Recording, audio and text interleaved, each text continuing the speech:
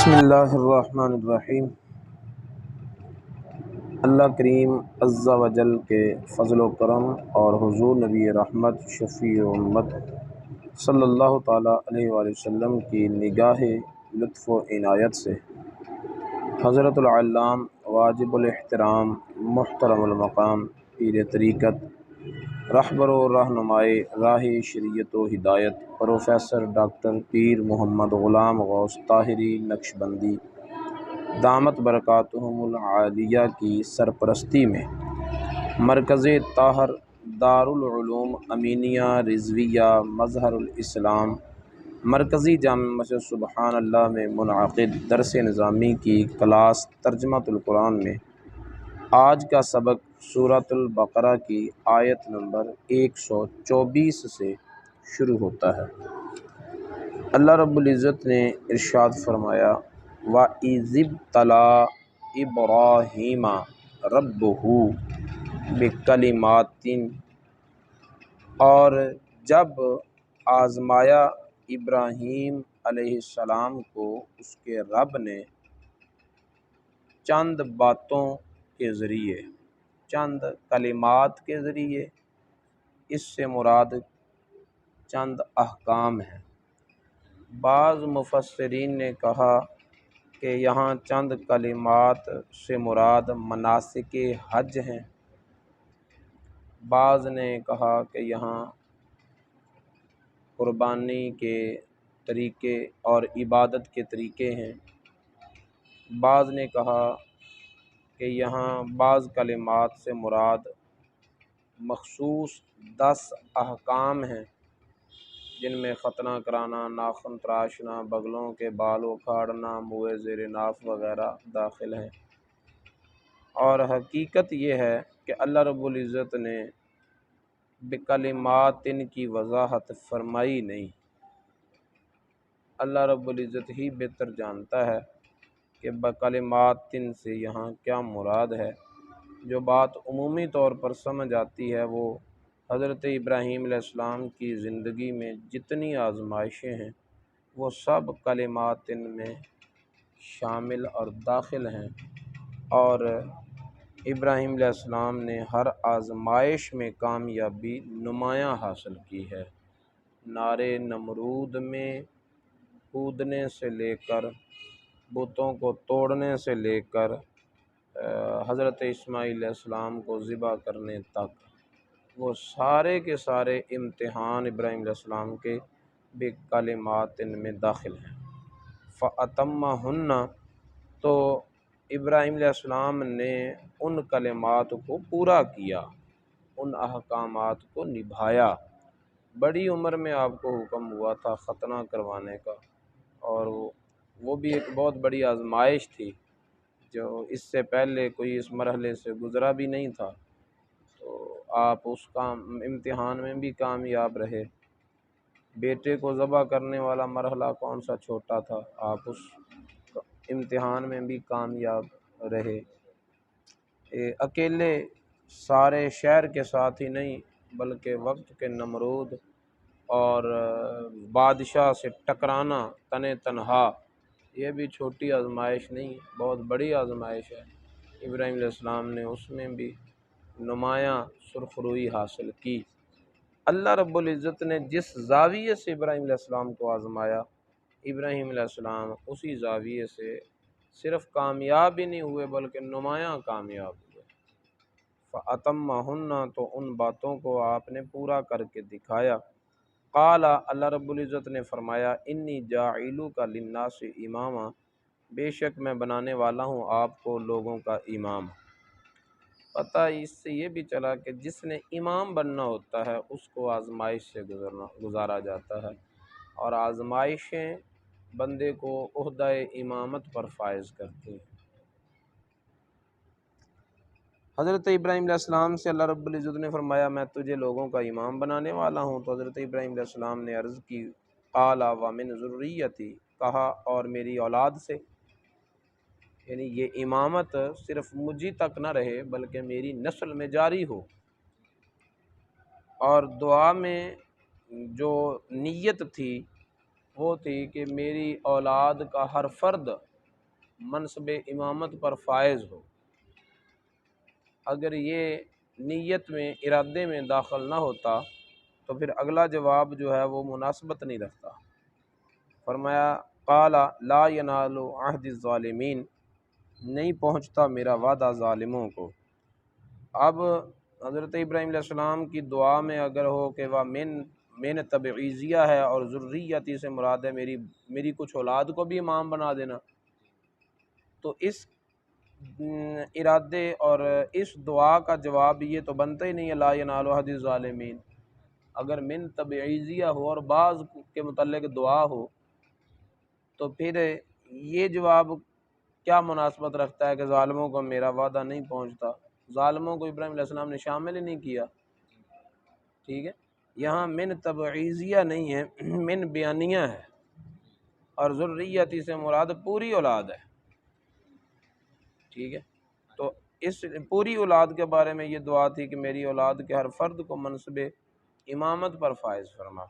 تو فرمایا لا ینال عہد الظالمین، میرا وعدہ ظالموں کو نہیں پہنچتا۔ اچھا، اس میں ایک یہ بھی ہو سکتا ہے کہ حضرت ابراہیم علیہ السلام کے دو ہی بیٹے تھے نا، حضرت اسحاق علیہ السلام اور حضرت اسماعیل علیہ السلام، تو آپ کی نظر ان بیٹوں اور بیٹوں کے بیٹوں پر ہو اور ان کے متعلق دعا ہو، اور اگلے جملے میں اللہ رب العزت نے یہ جو فرمایا لا ینال عہد الظالمین، تو اس میں اشارہ اس طرف ہو کہ تو یہ نہ دیکھ کہ میرے صرف دو ہی بیٹے ہیں اور دو بیٹوں کے دو دو چار چار اور بیٹے ہو جائیں گے، بلکہ تیری اولاد اور نسل اتنی پھیلے گی کہ بے شمار اس کے افراد ہوں گے، ان میں سے اچھے بھی ہوں گے برے بھی ہوں گے، اور جو نیک ہیں ان کے لیے میرا وعدہ امامت ہے، اور جو برے ہیں ان کے لیے میرا وعدہ امامت نہیں ہے۔ تو اس میں یہی نہیں ہے کہ آپ کو دعا میں تنبیہ فرمائی جا رہی ہے، بلکہ اس میں ایک بشارت بھی پنہاں ہے، خوشخبری بھی ہے کہ تیری نسل بہت زیادہ پھیلے گی، اور اس میں نیک و بد سارے ہی ہوں گے۔ ظاہر ہے جب تعداد زیادہ ہوتی ہے تو پھر اچھے برے سارے شامل ہوتے ہیں اس میں۔ وَإِذْ جَعَلْنَا الْبَيْتَ مَثَابَةً لِلنَّاسِ وَأَمْنًا، اور جب ہم نے بنایا گھر کو لوگوں کے لیے مثابہ، مثابہ لفظ جو ہے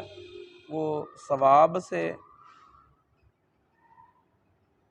ہو تو پھر اس کا مطلب یہ بنتا ہے کہ ہم نے گھر کو بنایا لوگوں کے لیے ثواب کمانے کی جگہ، کہ لوگ آئیں گے اس گھر کی طرف آنا، قدم اٹھانا، ایک ایک قدم پر نیکی، اس گھر کا طواف کرنا نیکی، اس گھر کو محض دیکھتے رہنا نیکی، اس گھر میں محض وقت گزارنا نیکی، تو اس گھر میں وہ نیکیاں ہی نیکیاں ہیں، نیکیاں ثواب حاصل کرنے کا ذریعہ بنایا ہم نے لوگوں کے لیے۔ اس کا ایک معنی یہ بھی ہے کہ جائے رجوع، پلٹنے کی جگہ، تو ہم نے اس گھر کو لوگوں کے لیے جائے رجوع بنایا۔ مطلب کیا ہے کہ اس گھر میں ایسی کشش رکھی، ایسا پیار رکھا، ایسی محبت رکھی کہ جو بندہ وہاں سے ہو کر آ جاتا ہے پھر وہاں جانے کی، وہاں اس جگہ پر پہنچنے کی تمنا آرزو لگی رہتی ہے اسے، اور کوشش میں رہتا ہے کہ کب موقع ملے اور میں پھر اس گھر میں پہنچوں۔ تو ہم نے اس گھر کو لوگوں کے لیے جائے رجوع بنایا، وہ امنا، اور امن کا مقام بنایا، کہ اس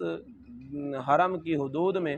اس گھر کے اندر داخل ہونے والے مجرم کو بھی پناہ ملتی ہے، اس پر حد جاری نہیں کی جاتی، اس گھر میں رہتے ہوئے اس کو سزا نہیں دی جاتی، اور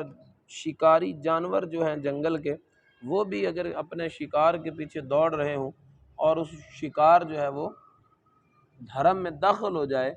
تو وحشی جانور بھی اس کا شکار کا پیچھا چھوڑ دیتے ہیں، کیونکہ یہ امن کا مقام بن گیا ہے، تو امن پانے کی جگہ۔ واتخذوا من مقام ابراہیم مصلی، اور بنا لو مقام ابراہیم علیہ السلام کی قیام کی جگہ کو جائے نماز۔ مصلی اس میں ظرف زمان ہے، ظرف مکان ہے کہ نماز پڑھنے کی جگہ مراد ہے۔ مقام ابراہیمی سے مراد وہ پتھر ہے جس پتھر پر کھڑے ہو کر انہوں نے ابراہیم علیہ السلام نے کعبہ کی تعمیر کی تھی،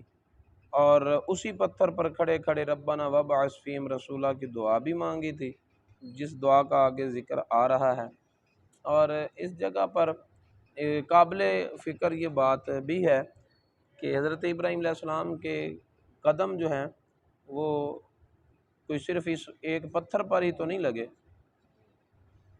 مقام ابراہیم یعنی مقام کا معنی جائے قیام، کھڑے ہونے کی جگہ، تو ابراہیم علیہ السلام اپنی زندگی میں کئی جگہوں پر کھڑے ہوئے۔ چیخا میں بھی تو آپ کے قدم لگے، بتوں کو توڑتے ہوئے بت خانے میں بھی تو لگے، آگ کے سامنے کھڑے ہوئے، آگ کے اندر پڑے ہوئے، سارے جگہوں پر قدم لگے، ہجرت کرتے ہوئے بھی جا بجا قدم لگے۔ جب اسماعیل علیہ السلام کو چھوڑ کے گئے تھے اس جگہ پر جہاں کعبہ آباد میں تعمیر کیا گیا، تو وہاں پر آپ نے کھڑے ہو کر دعا بھی کی تھی ایک چٹان کی اوٹ میں، ربنا انی اسکنت من ذریتی بواد غیر ذی زرع عند بیتک المحرم۔ تو وہاں پر بھی تو آپ کے قدم لگے، وہ بھی تو آپ کی جائے مقام ہے، جائے قیام ہے نا، مقام ابراہیم تو وہ بھی ہے۔ لیکن کسی بھی جگہ کو مقام ابراہیم کا ٹائٹل قرآن نے نہیں دیا۔ قرآن نے مقام ابراہیم کا ٹائٹل اس پتھر کے سینے کو دیا ہے جس پتھر کے سینے پر کھڑے ہو کر ابراہیم علیہ السلام نے ربنا وابعث فیہم رسولہ کی دعا مانگی تھی۔ تو گویا کہ مقام ابراہیم کو جائے نماز بنانے میں ایک اشارہ یہ بھی ہے کہ اس جگہ پر کھڑے ہو کر نماز پڑھو اور دیکھو ابراہیم علیہ السلام کے نشان قدم، اور سوچو اس بات کو کہ اتنی جگہوں پر ابراہیم علیہ السلام کے پاؤں لگے ہیں، کہیں بھی نشان محفوظ نہیں ہے، آخر اسی جگہ پر نشان محفوظ کیوں رکھے گئے ہیں؟ اس کی ایک ہی وجہ نظر آئے گی کہ وہاں پر حضرت ابراہیم علیہ السلام نے، اللہ کے خلیل نے اللہ کے حبیب کے آنے کا ذکر کیا، ربنا وابعث فیہم رسولہ کی دعا مانگی۔ تو یہ مقام ابراہیم کی طرف خاص توجہ دلانا اور اس جگہ کی طرف متوجہ کرنا، یہ اس جگہ کا شرف نہیں، ساتھ رسول اللہ صلی اللہ علیہ وسلم کی عظمت بھی ہے۔ وَعَهِدْنَا إِلَىٰ إِبْرَاهِيمَ وَإِسْمَاعِيلَ، اور ہم نے وعدہ لیا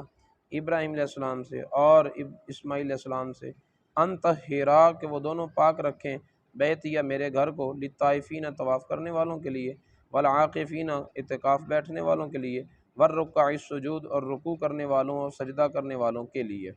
وَإِذْ قَالَ إِبْرَاهِيمُ رَبِّ اجْعَلْ هَٰذَا بَلَدًا آمِنًا، اور جب کہا ابراہیم علیہ السلام نے کہ اے میرے رب بنا دے اس شہر کو امن والا، وَارْزُقْ أَهْلَهُ مِنَ الثَّمَرَاتِ، اور رزق دے اس شہر کے رہنے والوں کو پھلوں کا، من آمن منہم باللہ والیوم الآخر، ان میں سے جو ایمان لائے اللہ پر اور آخرت کے دن پر۔ پہلے دعا مانگی تھی کہ یا اللہ میری اولاد ساری کی ساری کو بنا دے امام، اور اب دعا کرتے ہوئے دعا کی جا رہی ہے کہ جتنے بھی اس شہر کے رہنے والے ہیں، وہ بشارت مل گئی نا کہ وہ بہت زیادہ ہوں گے، تھوڑے نہیں ہوں گے، وہ بہت زیادہ ہوں گے، نیک و بد سارے شامل ہوں گے۔ تو اب اس سکھائے ہوئے ادب کو مد نظر رکھتے ہوئے دعا کی کہ یا اللہ اس شہر کے رہنے والوں میں جو مومن ہوں، آپ اللہ پر اور آخرت کے دن پر جو ایمان لائیں، ان کو تو فراخ روزی عطا فرما۔ جو ادب سکھایا گیا تھا اس ادب کی رعایت کی گئی۔ اللہ رب العزت نے پھر دوسرا ادب پھر سکھایا، وہ کیا؟ فرمایا وَمَنْ كَفَرَ فَأُمَتِّعُهُ قَلِيلًا، جس نے کفر کیا میں اسے بھی نفع دوں گا تھوڑا سا، ٹھیک ہے، تھوڑا سا نفع اسے بھی دوں گا۔ کہ وہاں تھا منصب امامت کا معاملہ، تو وہ ہر ایک کو نہیں مل سکتا، یہاں ہے روٹی روزی کا معاملہ، تو یہ کوئی مومن ہو یا کافر ہو، اللہ رب العزت نے سب کی روزی کا وعدہ لیا ہے، لہٰذا یہاں پر یہ قید لگانے کی ضرورت نہیں ہے اس دعا میں کافروں کو بھی دوں گا، فَأُمَتِّعُهُ قَلِيلًا، اس سے انہیں بھی نفع دوں گا تھوڑا سا۔ اب سوال یہ پیدا ہوتا ہے کہ کافروں کو نفع دینا ہے تھوڑا، اور ہم دیکھ رہے ہیں کہ کافروں کے پاس مال و دولت ہے مسلمانوں کی بنسبت زیادہ، کافر لوگ جو ہیں وہ قرضہ دینے والے ہیں اور ہمارے پاکستان کے مسلمان جو ہیں وہ لینے والے ہیں، تو ہم تو مقروض لوگ ہیں اور وہ قرضہ دینے والے قرض خواہ لوگ ہیں۔ تو قرآن کہتا ہے کہ میں، اللہ تعالیٰ نے فرمایا میں انہیں تھوڑا نفع دوں گا، اور ہم دیکھ رہے ہیں کہ ان کے پاس تو بہت زیادہ ہے، ہماری بنسبت بہت زیادہ ہے۔ تو اس کا جواب یہ ہے کہ کافر اپنی ساری زندگی میں جتنا بھی مال و دولت ان کے پاس ہے اس کو 100 سے ضرب دے لے، ہزاروں اور لاکھوں سے ضرب دے لے، پھر بھی جو مال و دولت ہوگا وہ تھوڑا ہی ہے، اس لیے کہ ان کے پاس جو کچھ ہے وہ صرف اس دنیا کی حدود میں ہے، اور اللہ تعالیٰ نے ایمان والوں کو جو نعمتیں دینی ہے وہ اس دنیا کے بعد اگلی دنیا میں بھی نعمتیں شامل ہوں گی۔ جنتی نعمتوں کے مقابل اور اخروی نفع کے مقابل کفار کو ملنے والا یہ جو دنیاوی نفع ہے وہ بہت تھوڑا ہے، صرف تھوڑا ہی نہیں، وہ بہت تھوڑا ہے۔ لہٰذا یہاں پر تھوڑے سے مراد یہ ہے کہ میں ان کو دنیاوی فائدہ دوں گا، دنیا میں ان کو میں نفع دوں گا، رزق روٹی جو ہے ان کی فراخ ہوگی۔ ثم اضطرہ الی عذاب النار، پھر میں ان کو مجبور کر دوں گا دوزخ کے عذاب کی طرف۔ وبئس المصیر، اور وہ بڑی بری لوٹنے کی جگہ ہے۔ وَإِذْ يَرْفَعُ إِبْرَاهِيمُ الْقَوَاعِدَ مِنَ الْبَيْتِ، جب اٹھاتا تھا ابراہیم علیہ السلام، بلند کرتے تھے ابراہیم علیہ السلام بنیادیں گھر کی، وَإِسماعیل، اور اسماعیل علیہ السلام۔ پہلے ابراہیم علیہ السلام کا ذکر کیا، پھر اسماعیل علیہ السلام کا ذکر کیا، بڑے کو بڑائی اور چھوٹے کو اس کے مقام پر رکھا، یہ ادب کا تقاضا ہے، ٹھیک ہے۔ پھر ابراہیم علیہ السلام کا گھر سے پہلے اور اسماعیل علیہ السلام کا گھر کے بعد ذکر کر کے دونوں کے درمیان، دونوں شخصیتوں کے درمیان اللہ نے اپنے گھر کا ذکر کیا، یہ گھر کی عظمت ہے۔ جب وہ اس گھر کی تعمیر کر رہے تھے تو اسی دوران وہ دعا بھی کر رہے تھے، ربنا تقبل منا، اے ہمارے رب قبول فرما لے ہماری طرف سے، انک انت السمیع العلیم، بے شک تو سننے جاننے والا ہے۔ ربنا وجعلنا مسلمین لک، اے ہمارے رب ہم دونوں کو اپنی بارگاہ میں جھکائے رکھنا، جھکے ہوئے ہیں، عاجزی ان کے ساری کے پیکر ہیں، عبادت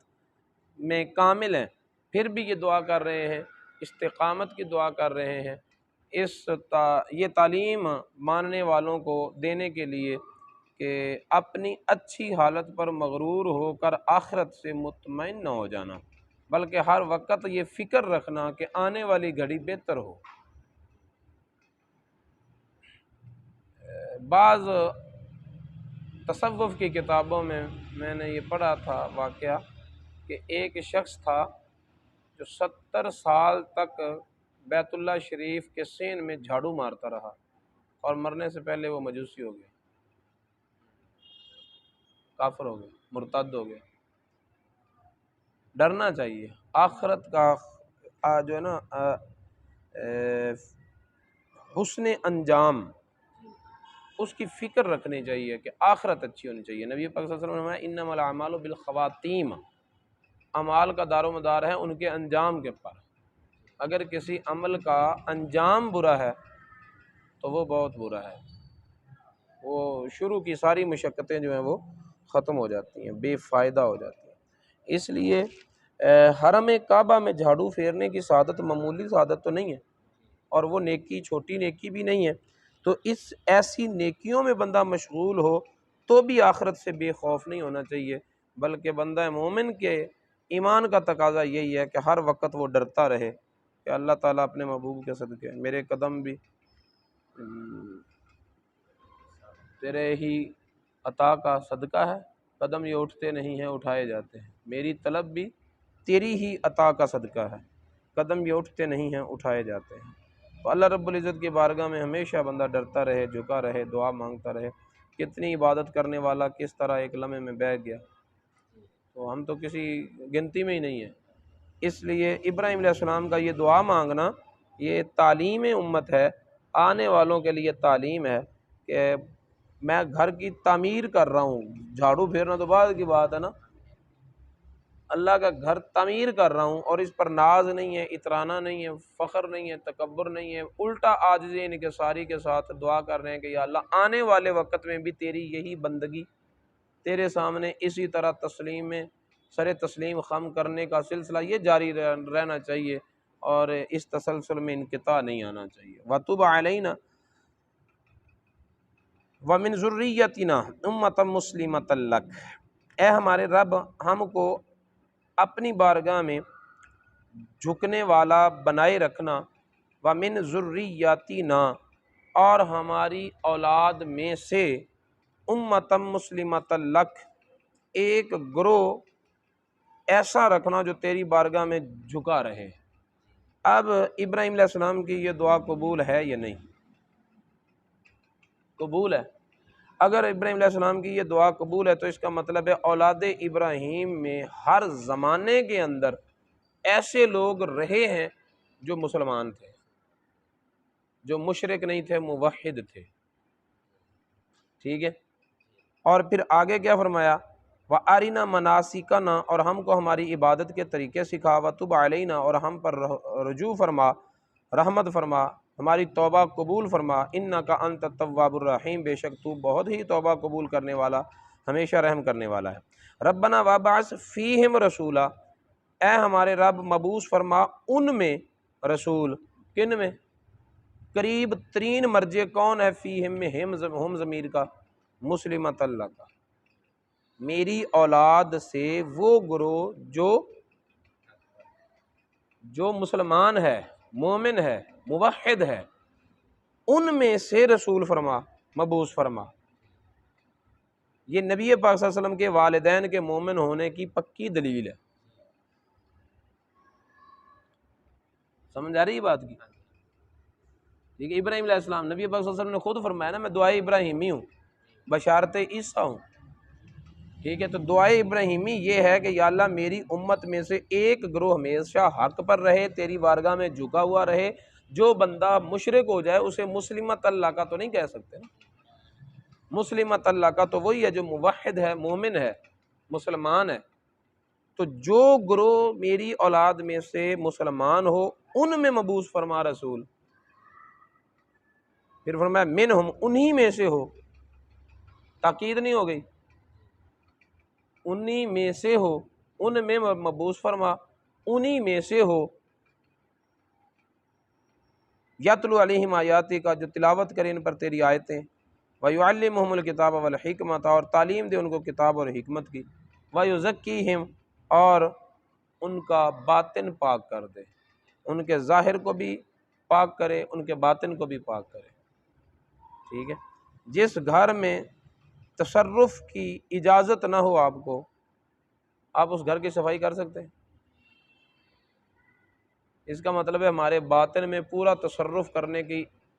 اجازت اور اختیار اللہ تعالیٰ نے نبی پاک صلی اللہ علیہ وسلم کو عطا فرمایا، وہ اپنا اختیار استعمال کرتے ہیں اور ہمارے باطن کو پاکیزہ کرتے ہیں، ہمارے ظاہر کو پاکیزہ کرتے ہیں۔ ظاہر و باطن میں نبی پاک صلی اللہ علیہ وسلم کو اللہ نے اختیار دیا۔ انک انت العزیز الحکیم، بے شک تو غالب حکمت والا ہے۔ ومن یرغب عن ملت ابراہیم الا من صفی نفسہ، اور قوم منہ پھیرے گا ابراہیم علیہ السلام کی ملت سے مگر بیوقوف ہو گیا جس کا دماغ، جس کا دل و دماغ جو ہے وہ سفیہ بن گیا، بیوقوف بن گیا، بے عقل ہو گیا، اس کے علاوہ کوئی ملت ابراہیمی سے منہ پھیرنے والا نہیں ہے۔ اصل میں حضرت عبداللہ بن سلام رضی اللہ تعالیٰ عنہ جب مسلمان ہوئے تھے تو آپ نے اپنے دو وہ بھتیجے تھے یا بھانجے تھے آپ کے، ایک کا نام مہاجر تھا اور ایک کا نام سلمہ تھا، ان دونوں کو دعوت دی اسلام کی اور کہا کہ تم نے تورات میں پڑھا نہیں کہ اللہ رب العزت نے فرمایا کہ آخر دور میں میں اپنا ایک محبوب مبعوث کروں گا ابراہیم علیہ السلام کی اولاد میں سے، تو جو کوئی اس کی پیروی کرے گا وہ ہدایت پر ہوگا، جو اس کی پیروی نہیں کرے گا وہ ہدایت سے دور ہوگا۔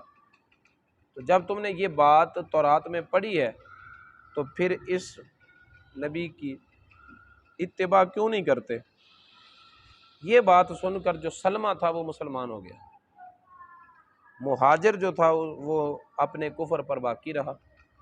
اس کے بارے میں یہ آیت کریمہ نازل ہوئی کہ ملت ابراہیمی سے کون منہ پھیرتا ہے سوائے اس کے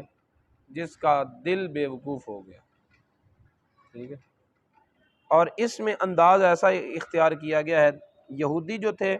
وہ بھی اسی بات کے دعوے دار تھے کہ ہم ملت ابراہیمی پر ہیں، عیسائی بھی یہی دعویٰ کرتے تھے کہ ہم مذہب ابراہیمی پر ہیں، یعنی حضرت ابراہیم علیہ السلام کے ساتھ اپنے آپ کو منسوب کر کے ہر کوئی عزت محسوس کرتا، اللہ نے یہ مقام دیا حضرت ابراہیم علیہ السلام۔ یہودی بھی یہی کہتے، عیسائی بھی یہی کہتے، مشرکین مکہ بھی یہی کہتے کہ ہم ابراہیمی ہیں، ابراہیم علیہ السلام کی طرف نسبت کر کے سارے فخر کرتے۔ تو اللہ رب العزت نے فرمایا کہ یہ کیسی نسبت ہے کہ ابراہیم علیہ السلام کی طرف نسبت کرتے ہو فخریہ اور اس پر اتراتے ہو، اور ابراہیم علیہ السلام کی تعلیمات پر عمل نہیں کرتے۔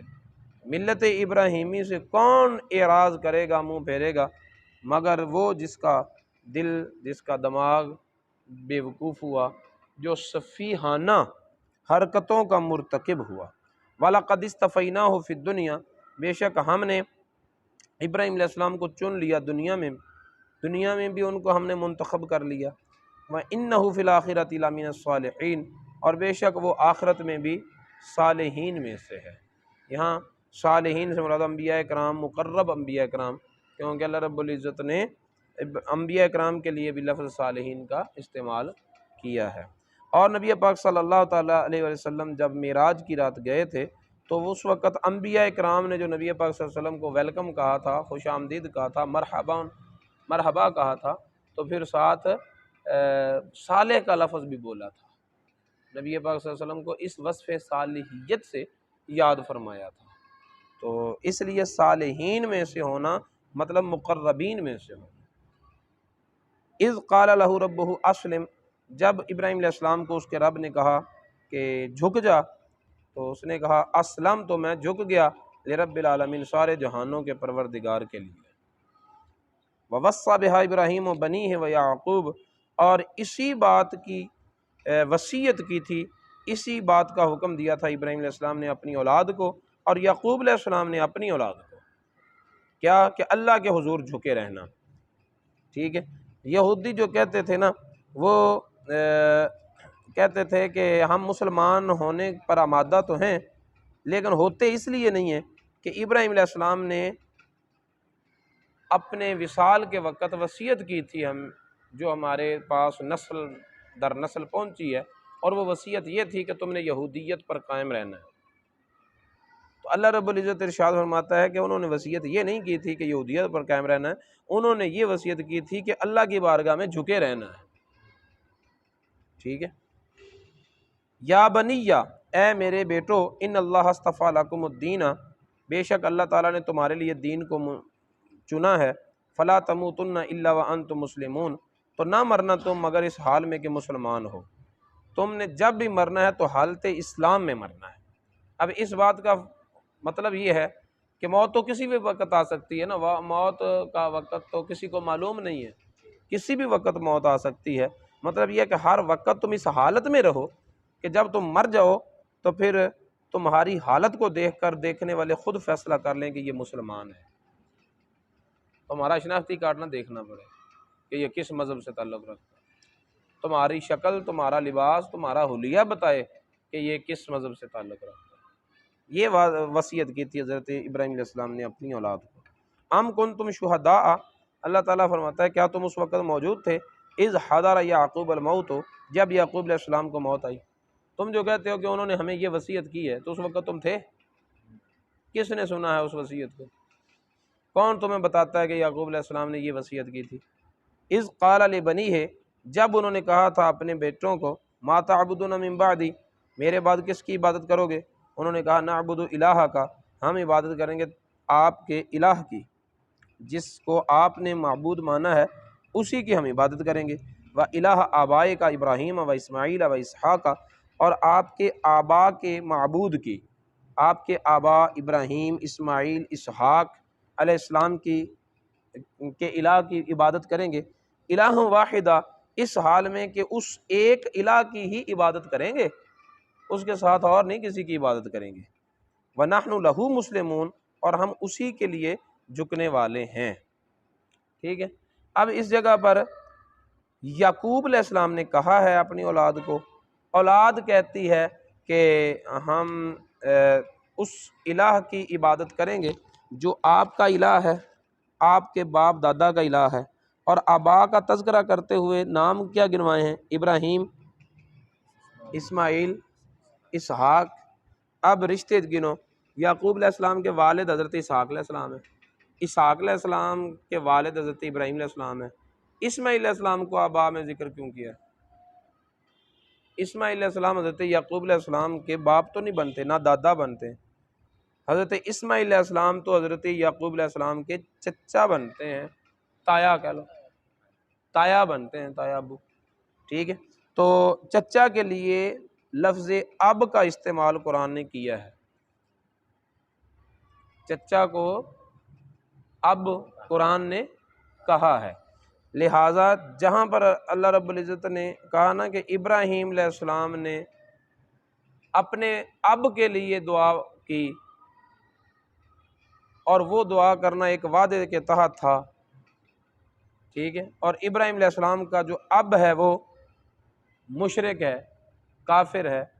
تو وہاں اب کا مطلب باپ نہیں ہے، وہاں اب کا مطلب چچا ہے، ہاں اب کا مطلب چچا ہے۔ اس لیے وہ لوگ جو کہتے ہیں کہ ابراہیم علیہ السلام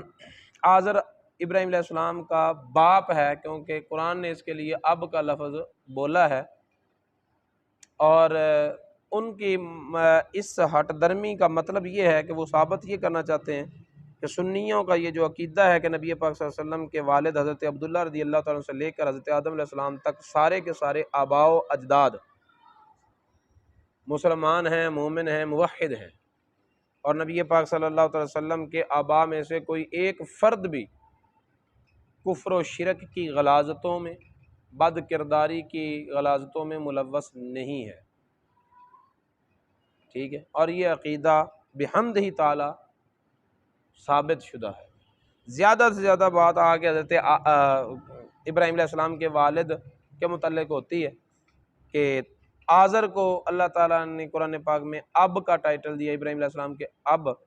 تو اس کی وضاحت یہاں ہو گئی کہ اب جو ہے وہ چچا کو بھی کہتے ہیں، اب جو ہے وہ باپ کو بھی کہتے ہیں۔ ابراہیم علیہ السلام ایک وقت تو دعا کر رہے ہیں، اور قرآن یہ کہہ رہا ہے کہ جب ابراہیم علیہ السلام پر یہ بات روشن ہو گئی کہ وہ میرا دشمن ہے آزر، پھر ابراہیم علیہ السلام نے اس کے لیے دعائے مغفرت نہیں کی۔ جو دعائے مغفرت کی تھی تو وہ ایک وعدہ تھا کہ میں اپنے رب سے تیرے لیے بخشش کی دعا کروں گا، وہ وعدہ پورا ہو گیا، بس اس کے بعد ابراہیم علیہ السلام نے دعا نہیں کی۔ ابراہیم علیہ السلام کو یہ پتہ کیسے چلا تھا کہ یہ میرا دشمن ہے، اللہ تعالیٰ کا، میرے رب کا دشمن ہے؟ ان پر یہ بات، یہ حقیقت اس وقت واضح ہوئی تھی کہ جب حضرت ابراہیم علیہ السلام کو نار نمرود میں پھینکا جا رہا تھا، اور آپ آگ میں تشریف فرما ہو گئے، اللہ تعالیٰ نے آگ کو باغ بنا دیا، تو لوگ کہنے لگے کہ دیکھو آزر کو کہ تیرا بیٹا آگ میں ٹہل رہا ہے، اسے آگ نے جلایا نہیں،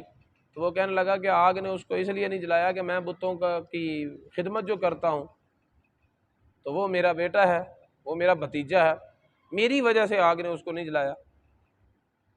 کیونکہ میں بتوں کا خادم ہوں، خداؤں کا خادم ہوں،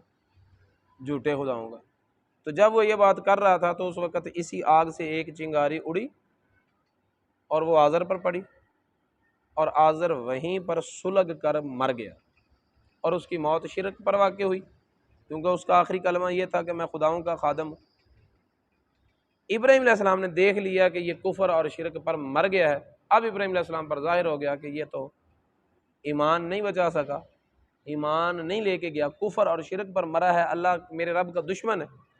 پھر ابراہیم علیہ السلام نے ان کے لیے استغفار نہیں کیا، مغفرت نہیں کی، کہ دعا نہیں کی،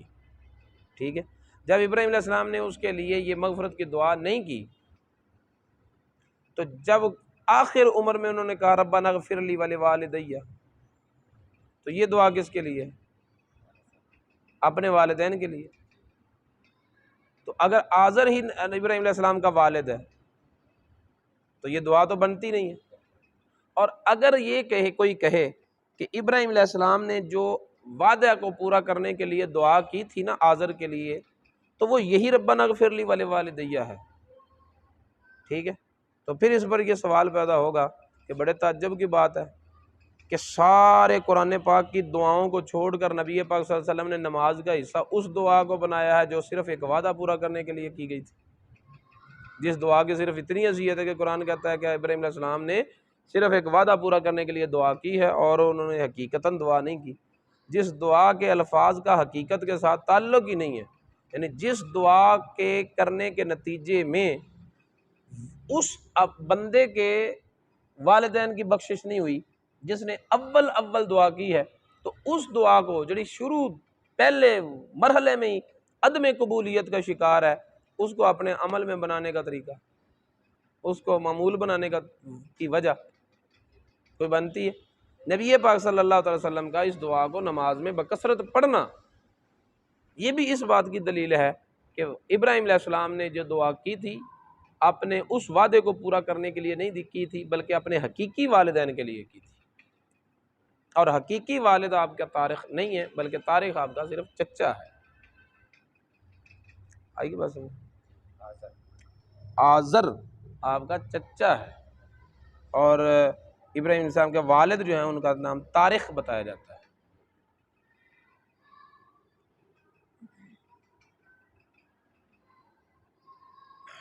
وَنَحْنُ لَهُ مُسْلِمُونَ، اور ہم اسی کے لیے جھکنے والے ہیں۔ تِلْكَ أُمَّةٌ قَدْ خَلَتْ لَهَا مَا كَسَبَتْ وَلَكُمْ مَا كَسَبْتُمْ، وہ ایک امت تھی، وہ ایک گروہ تھا، گزر گیا، ان کے لیے ان کے اعمال جو انہوں نے کیے، تمہارے لیے وہ ہے جو تم نے کمایا۔ لہذا ان کی باتوں کو ذکر کر کے، ان کی نسبتوں کا تذکرہ کر کے تم اپنے آپ کو عمل سے فارغ نہ سمجھو، وہ گزر گئے۔ اچھے برے اعمال جو ان کے تھے وہ ان کے لیے ہیں، تمہارے لیے وہ ہے جو تم نے کیا، لہذا تم ان کے اعمال پر ہی اتراتے نہ رہو، ان کے مقام اور مرتبے پر ہی فخر نہ کرتے رہو، بلکہ اپنے اعمال کا سلسلہ جو ہے نا اسے پیش کرو۔ وَلَا تُسْأَلُونَ عَمَّا كَانُوا يَعْمَلُونَ، اور تم سے نہیں پوچھا جائے گا اس کے بارے میں جو وہ کرتے رہے ہیں، تم سے یہ پوچھا جائے گا جو تم کرتے ہو۔ صدق اللہ العلی۔